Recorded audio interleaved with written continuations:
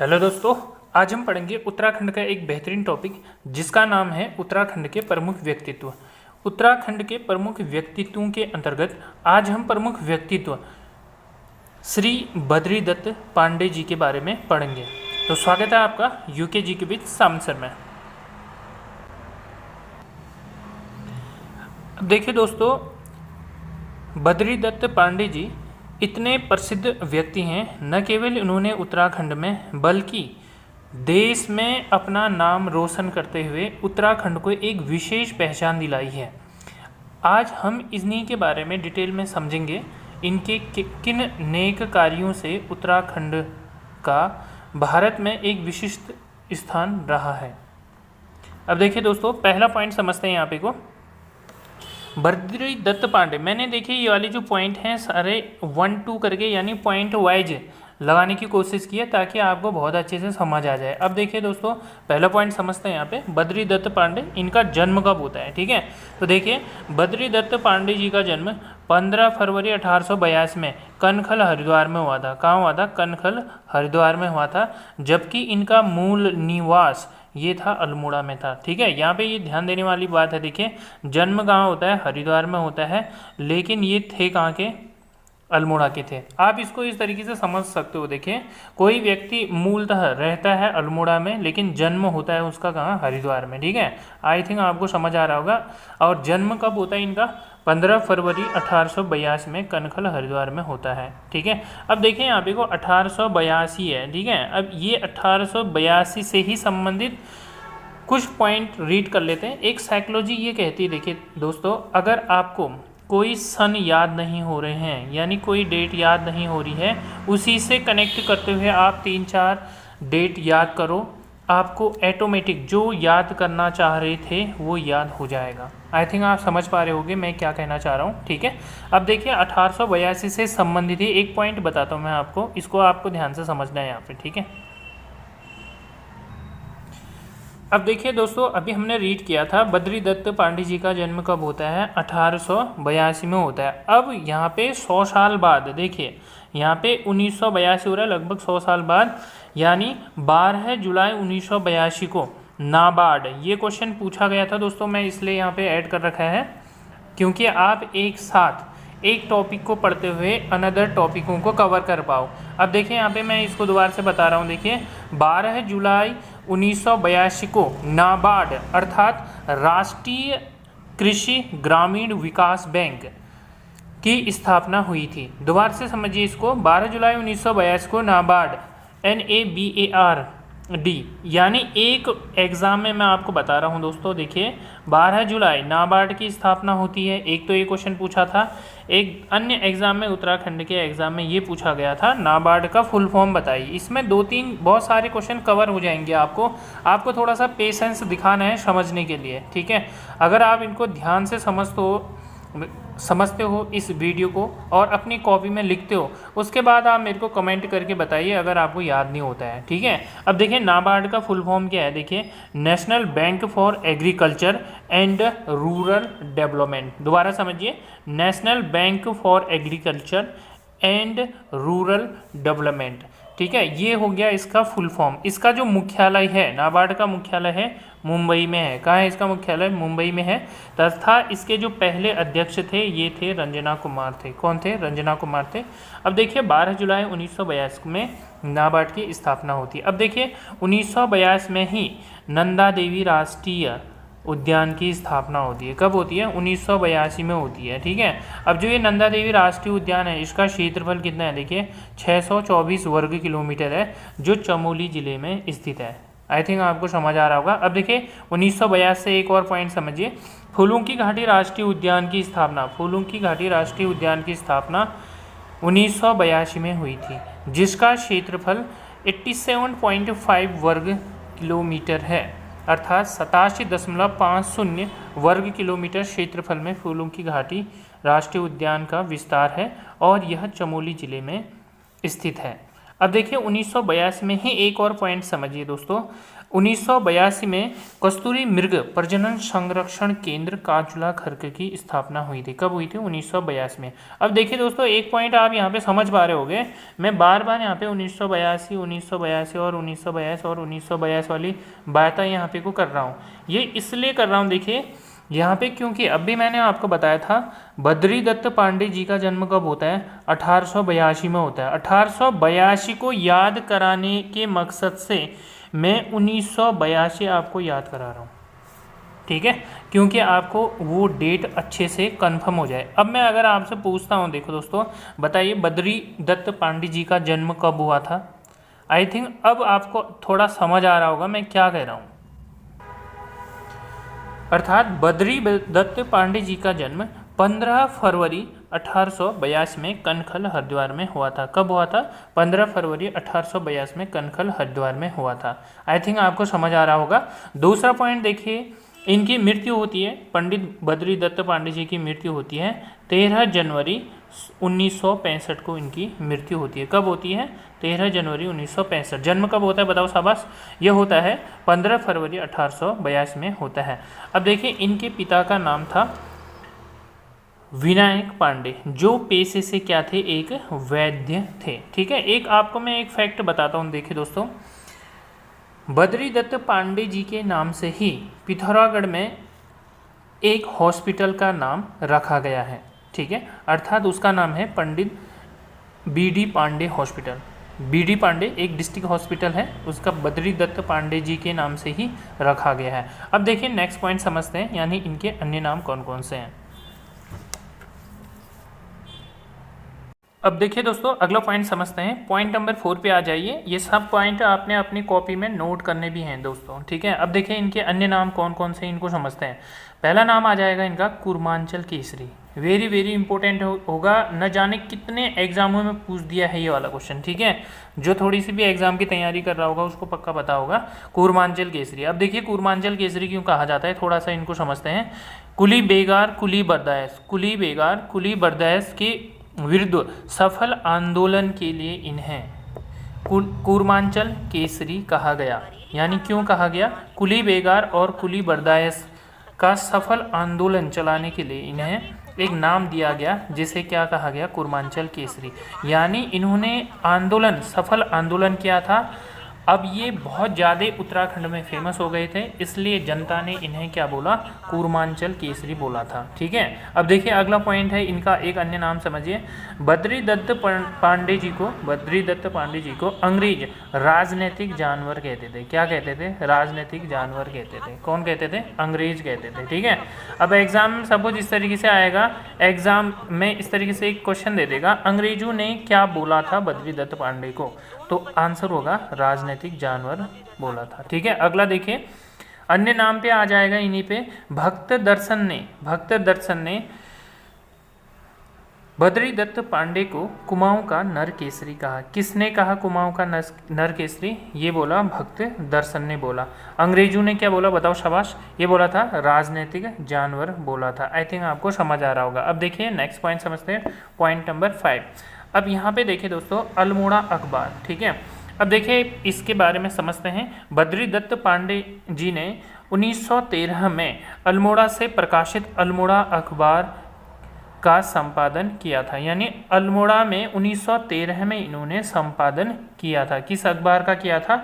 अल्मोड़ा अखबार का संपादन किया था। किसने किया था? बद्री दत्त पांडे जी ने किया था। परंतु 1918 में अल्मोड़ा अखबार को बंद करा दिया गया। अल्मोड़ा अखबार को कब बंद करा दिया गया? 1918 में बंद करा दिया गया। क्यों करा दिया गया? क्योंकि अंग्रेजी शासन के प्रति व्यंग के कारण, अंग्रेजी शासन के प्रति बद्री दत्त पांडे जी ने व्यंग कसे थे, उनके अत्याचारों को उजागर किया था, इसलिए अंग्रेजों ने अल्मोड़ा अखबार को बंद करा दिया था, ठीक है। तब अंग्रेजों का शासन हुआ करता था भारत में। अब देखिए नेक्स्ट पॉइंट है। अब देखिए नेक्स्ट पॉइंट में आप यहाँ पे देख पा रहे होंगे शक्ति। ठीक है। अल्मोड़ा अखबार बंद होता है 1918 में, ठीक है। अब देखिए दोस्तों 1918 पे बंद होता है अल्मोड़ा अखबार, तो लॉन्च होता है शक्ति पत्रिका, ठीक है। अब देखिए यहाँ पे यही चीज़ डिस्कस की गई है। अल्मोड़ा अखबार के बंद होने पर 1918 में शक्ति साप्ताहिक का प्रकाशन आरंभ हुआ, यानी शक्ति नामक साप्ताहिक पत्रिका का प्रकाशन आरंभ हुआ था। कब हुआ था? 1918 में हुआ था। आई थिंक आपको ये पॉइंट अच्छे से समझ आ रहे होंगे। अभी भी यह पत्रिका चलती है, ठीक है, उत्तराखंड में अभी भी चलती है, बंद नहीं हुई है। अब देखिए अगला पॉइंट आ जाएगा, बद्री दत्त पांडे जी की प्रमुख पुस्तकें। अब कौन कौन सी पुस्तक? एक पुस्तक बहुत ज़्यादा फेमस है, इस पुस्तक को समझते हैं यहाँ पे। इसमें आप देख पा रहे होंगे, इस पुस्तक का नाम है कुमाऊं का इतिहास। वेरी वेरी इंपॉर्टेंट पुस्तक है, ठीक है। अब देखिए इस पुस्तक के बारे में खास बात क्या है, इसको समझते हैं। इनकी पुस्तक का नाम एक हो जाएगा, कौन सा है? कुमाऊं का इतिहास। यह पुस्तक इन्होंने बरेली जेल प्रवास के दौरान लिखी थी। कहाँ लिखी थी? जेल में लिखी थी। कौन सी जेल में लिखी थी? बरेली जेल में लिखी थी। बरेली कहाँ पड़ता है बताओ दोस्तों? यह है यूपी में पड़ता है। दोबारा समझिए, पुस्तक कौन सी पुस्तक लिखी थी? कुमाऊं का इतिहास लिखी थी। कहाँ लिखी थी? बरेली के जेल में लिखी थी, ठीक है। किस जेल में लिखी थी? अगर ऐसा आएगा तो बरेली की जेल में लिखी थी। अब अगला पॉइंट देखिए, बद्री दत्त पांडे जी कुल 5 बार जेल गए थे। कितने बार जेल गए थे? 5 बार जेल गए थे। जेल में इन्होंने कौन सी किताब लिखी थी?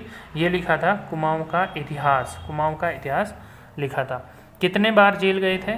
कुल 5 बार जेल गए थे। अगला पॉइंट देखिए, 1962 का युद्ध। अब देखिए 1962 का युद्ध का बद्री दत्त पांडे जी से क्या संबंध है, इसके बारे में थोड़ा सा समझना है, ठीक है। अब देखिए 1962 के युद्ध में इन्होंने, अर्थात बद्री दत्त पांडे जी ने 2 स्वर्ण पदक देश की सुरक्षा कोष में दिए थे, ठीक है। 2 स्वर्ण पदक किसको दिए थे? देश की सुरक्षा कोष में दिए थे, ठीक है। ये 1962 का युद्ध किसके साथ होता है भारत का? चीन के साथ होता है, ठीक है। अब देखिए, अब नेक्स्ट पॉइंट समझते हैं। 1955 में ये क्वेश्चन पूछा गया था, देखिए दोस्तों, कनिक सहायक में पूछा गया था 2022 में। 1955 बद्री दत्त पांडे 1955 में लोकसभा सदस्य निर्वाचित हुए थे। कब हुए थे? 1955 में हुए थे, लोकसभा सदस्य निर्वाचित हुए थे, ठीक है। ये वेरी इंपॉर्टेंट होगा। आपको एक फैक्ट मैं बता देता हूँ, उत्तराखंड में लगभग 20% क्वेश्चन रिपीट होते हैं। 100, ये मान के चलना आप 100% इसको अपने नोट्स में, अपने कानों में, अपने दिमाग में फिट बैठा दो। अगर आप प्रीवियस ईयर के क्वेश्चन रिवाइज करते हो, आपको लगभग 20% क्वेश्चन हमेशा एग्जाम में दिखेंगे ही दिखेंगे, ठीक है। अब देखिए अगला पॉइंट समझते हैं, पॉइंट नंबर 11, बद्री दत्त पांडे जी से संबंध। और मैं एक पॉइंट और बताता हूँ। देखिए दोस्तों, ये जो वीडियो है, अगर आप इसको अच्छे से समझते हो, ठीक है, लगभग मैंने सारे इसमें वो पॉइंट इंक्लूड करने की कोशिश की गई है जो आज तक के उत्तराखंड ग्रुप से एग्ज़ाम में पूछे गए हैं, ठीक है। अगर आपको अच्छा लगता है, अगर आपको वीडियो वास्तव में अच्छा लगता है तो लाइक करो, शेयर करो, अपने दोस्तों को बताओ, इस तरीके से पढ़ा जाता है करके। अब देखिए इसको समझते हैं, पॉइंट नंबर 11। इसमें आप देख पा रहे होंगे लीडर लिखा है, इसको समझते हैं। लीडर जो प्रयाग या इलाहाबाद से आता था, प्रयाग इलाहाबाद से आता था, और कॉस्मोपोलिटिन जो देहरादून से आता था। यानी लीडर वो कॉस्मोपोलिटिन समाचार पत्रों में भी बद्री दत्त पांडे जी ने कार्य किया था, ठीक है। कौन कौन से पत्रों में किया था? लीडर व कॉस्मोपोलिटिन समाचार पत्रों में भी बद्री दत्त पांडे जी ने कार्य किया था। अब देखिए नेक्स्ट पॉइंट समझते हैं, पॉइंट नंबर 12, कुमाऊं परिषद 1916। अब इसको समझते हैं जरा, ठीक है। बद्री दत्त पांडे जी ने कुमाऊं परिषद की स्थापना में अहम योगदान दिया था। किसने दिया था? बद्री दत्त पांडे जी ने। कुमाऊं परिषद की स्थापना कब होती है? अगर पूछा जाएगा तो कब होगा? 1916 होगा। अब देखिए एक पॉइंट है इससे संबंधित, कुमाऊं परिषद की स्थापना में बद्री दत्त पांडे, हरगोविंद पंत तथा गोविंद बल्लभ पंत आदि ने महत्वपूर्ण भूमिका निभाई थी। किसने? बद्री दत्त पांडे, हरगोविंद पंत और गोविंद बल्लभ पंत ने। ठीक है, अर्थात आप ऐसा भी बोल सकते हो कुमाऊं परिषद की स्थापना किसने की थी? बद्रीदत्त पांडे, हरगोविंद पंत एंड गोविंद बल्लभ पंत ने की थी। अगर ऐसा भी बोलते हो तो एक हद तक ये सही होगा, आपका आंसर सही हो जाएगा। 1926 में, इसी संबंधी एक पॉइंट देखिए, 1926 में कुमाऊं परिषद का कांग्रेस में विलय हो गया था। कब हो गया था?